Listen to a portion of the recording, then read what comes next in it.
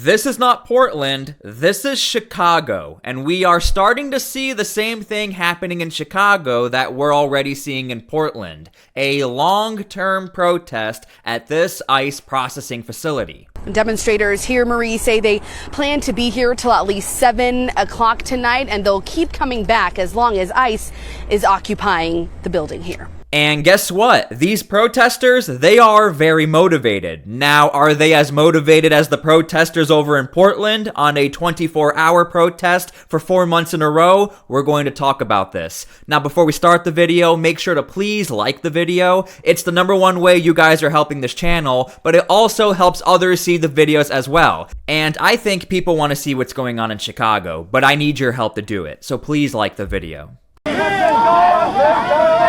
Federal agents dressed in full military garb forcibly removed protesters as the group staged an early morning sit-in at the ICE processing center in West Suburban Broadview. So a transport van filled with people believed to be undocumented immigrant detainees could be taken to another location. Okay, for the new people here, you need to understand this. The #1 way you end up getting in a clash with federal agents is if you block the driveway. So what I did was I went in front of this federal building and I wanted to take a look at the driveways, and I'm gonna be honest with you guys. I see a very big problem I don't think these agents ever expected. These driveways are tiny, and the fact that they're tiny means this is a very vulnerable position for these federal agents. And when you compare that to Portland, where we are seeing the same exact situation, they have like a castle to protect the federal agents. The guys over in Chicago, they don't have that. So this is problem #1 I see already for the federal agents in Chicago. Meanwhile, officials plan on ramping up their federal immigration enforcement efforts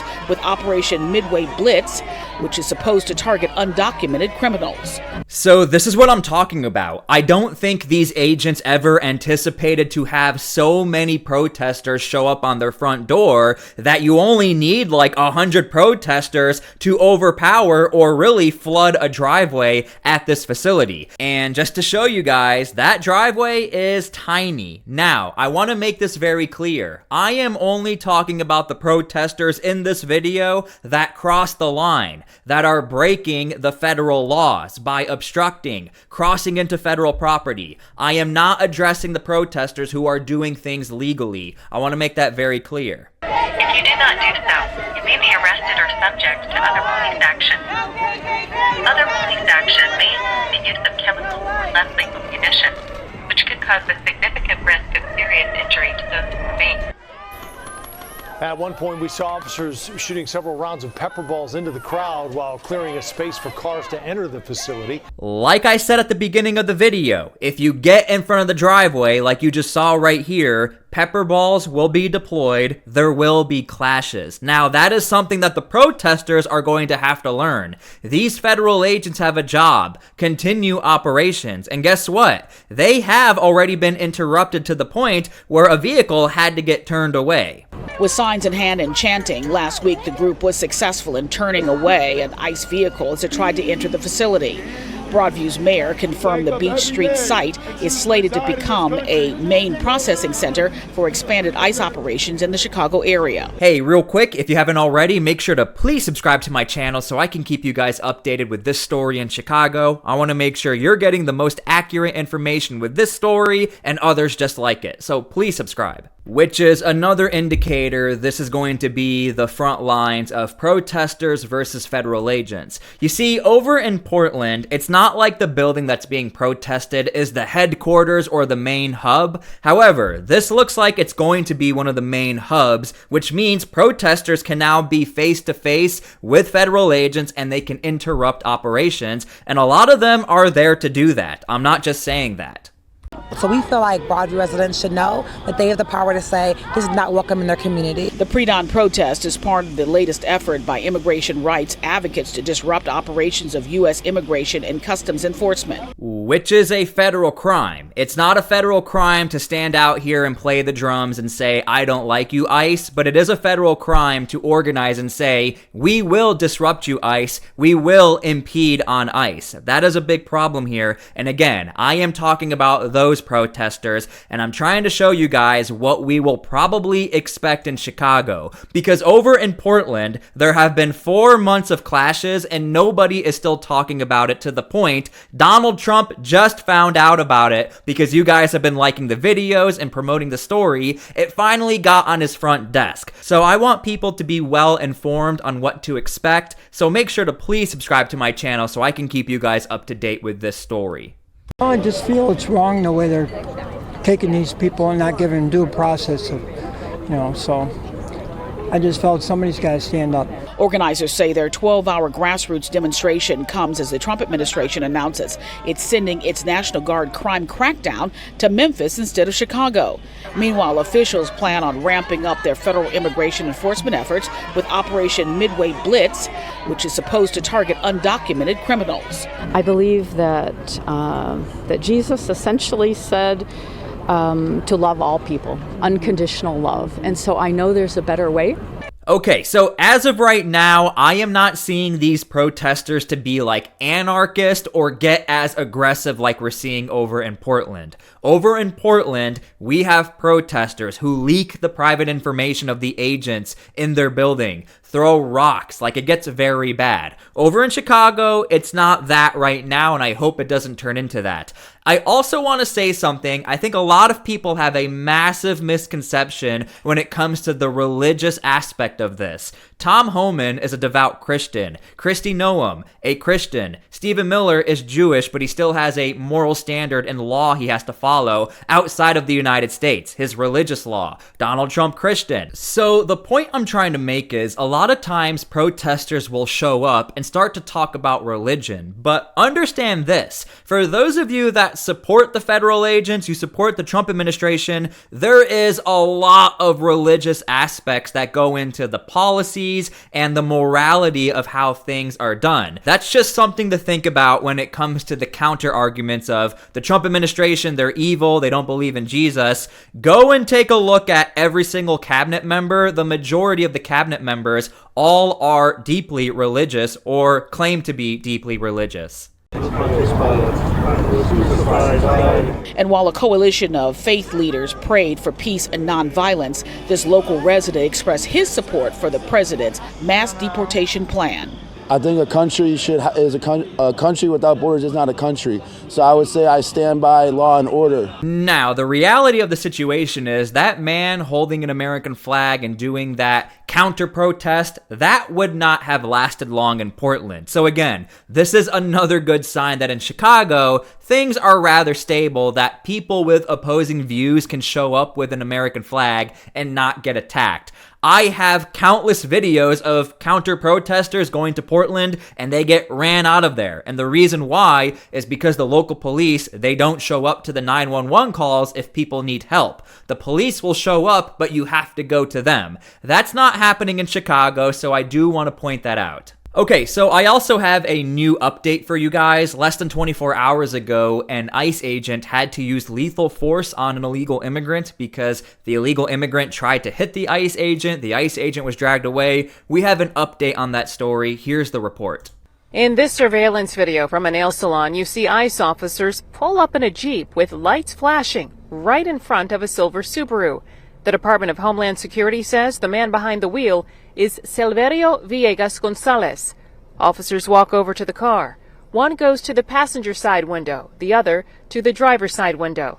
The officer at the passenger side appears to try to open the door. Then Villegas Gonzalez starts backing up, then drives.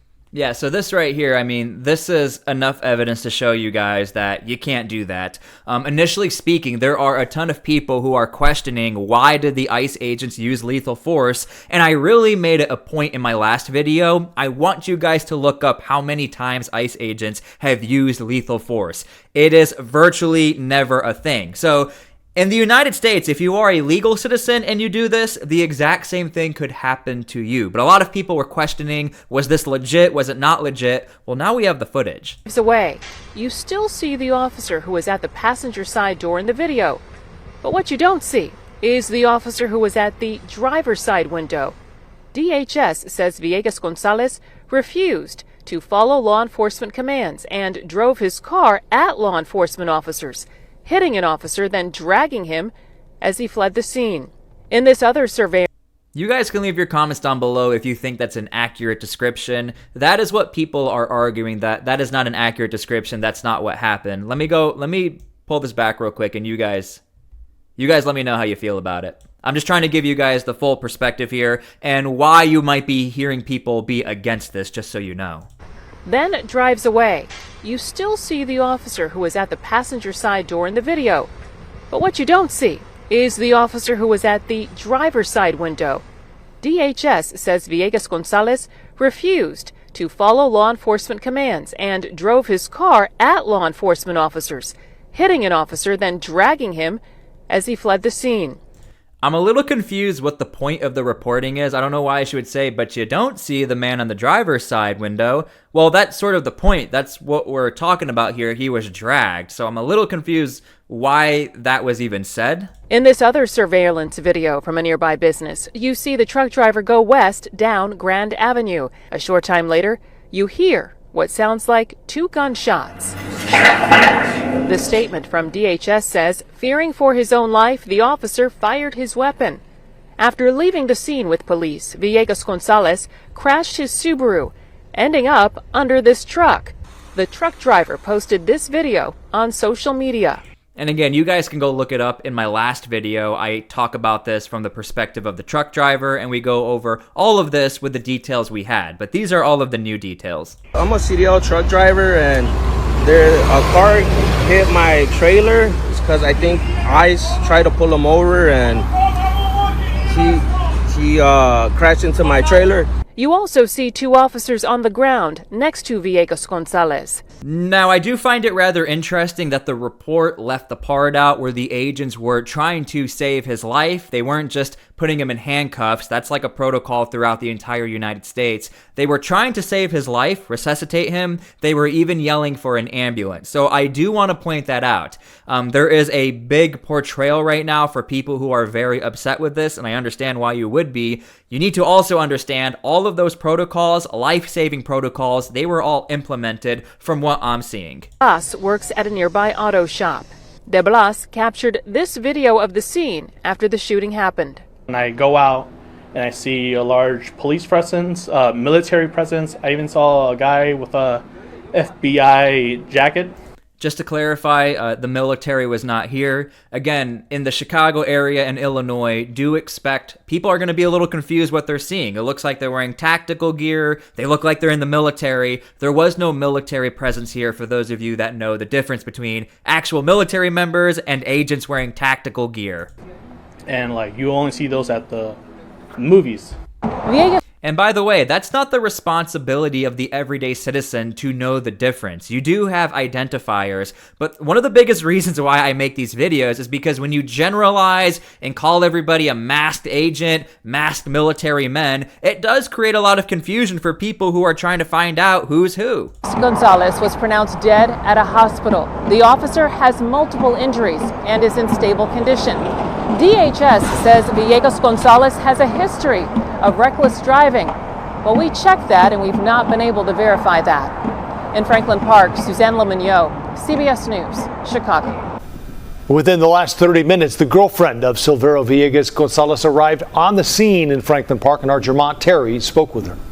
She just wants the person or the people who did it to come out with the truth on what happened.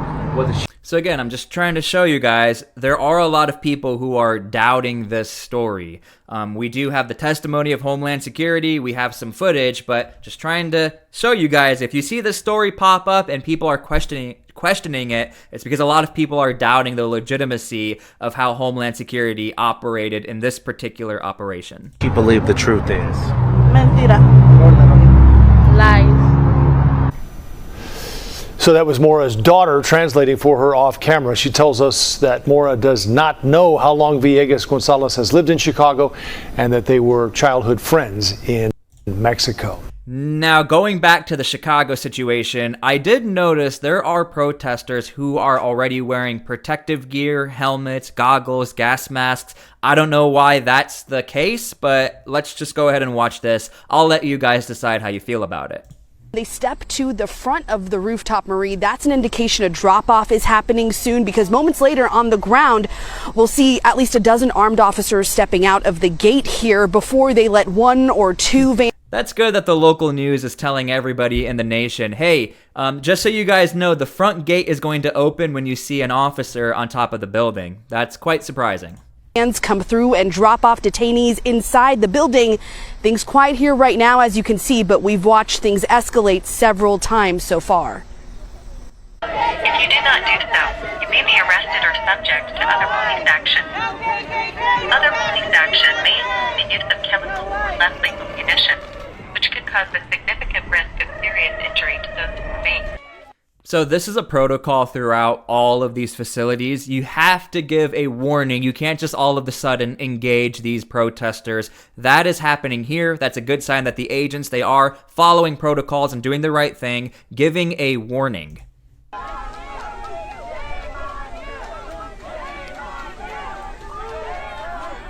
Intense moments as protesters clashed with ICE officers in front of the immigration facility here in Broadview this morning. Okay, so if this was Portland, every single one of these people would have probably been pepperballed or pepper sprayed. This is not happening here. My number one suspicion is that the lack of manpower, they don't want to have big clashes. This facility is not built for that. And also, these federal agents, they want people to be able to protest. So it's very hard to determine who's breaking the law, who's not breaking the law, who's the good guys, who's the bad guys. And for federal agents, this becomes a very big liability. They don't want to be accused of breaking the Constitution. So oftentimes, it's just better to let the protesters go onto the federal property, let everything simmer down, and then we can continue later. Into the afternoon. At one point, you can see officers in uniform stepping into the street. They shot off a few rounds of pepper balls before coming face to face with protesters.